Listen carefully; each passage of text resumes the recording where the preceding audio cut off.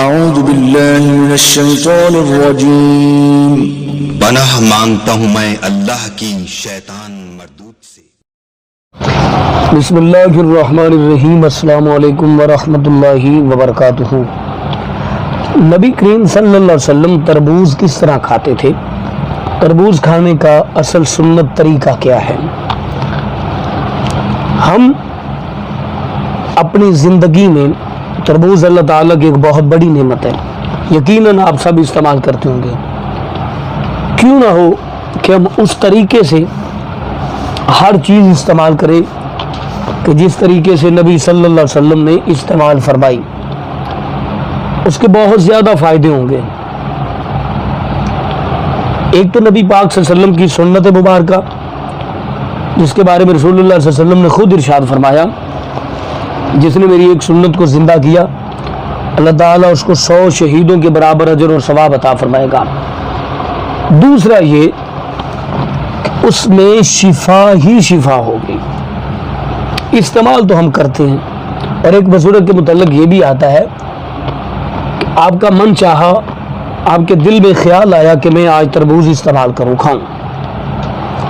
تربوز کو سامنے رکھا، پھر دل میں خیال آیا کہ دیکھوں تو صحیح کہ نبی صلی اللہ علیہ وسلم نے اس کو کس طرح استعمال فرمایا ہے۔ لوگوں سے پوچھا، لوگوں نے کہا بھئی ہمیں تو نہیں علم کہ نبی کریم صلی اللہ علیہ وسلم نے تربوز کو کس طرح کھایا۔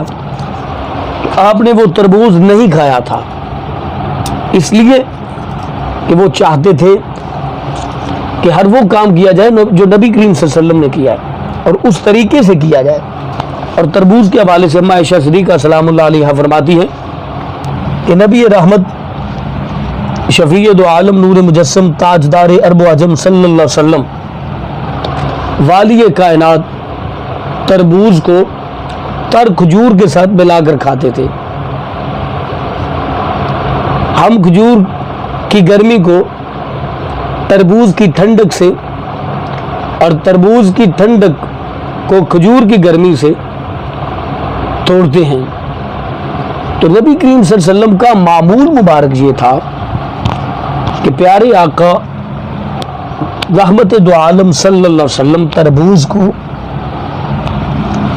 خشک یا تر کھجور کے ساتھ ملا کر استعمال فرمایا کرتے تھے۔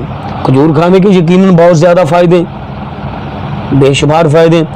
اسی طرح گرمی میں جتنا زیادہ ہو سکے تربوز کا استعمال کیا کریں، کیونکہ یہ اللہ تعالیٰ کی ایک بہت بڑی نعمت ہے۔ اللہ تعالیٰ نبی اکرم صلی اللہ علیہ وسلم کی عظیم اور مبارک سنت پر ہم عمل کرنے کی توفیق نصیب فرمائے۔ اپنا بہت سارا خیر رکھیے گا، ملتے ہیں نیکسٹ، تب تک اللہ نے کے بعد۔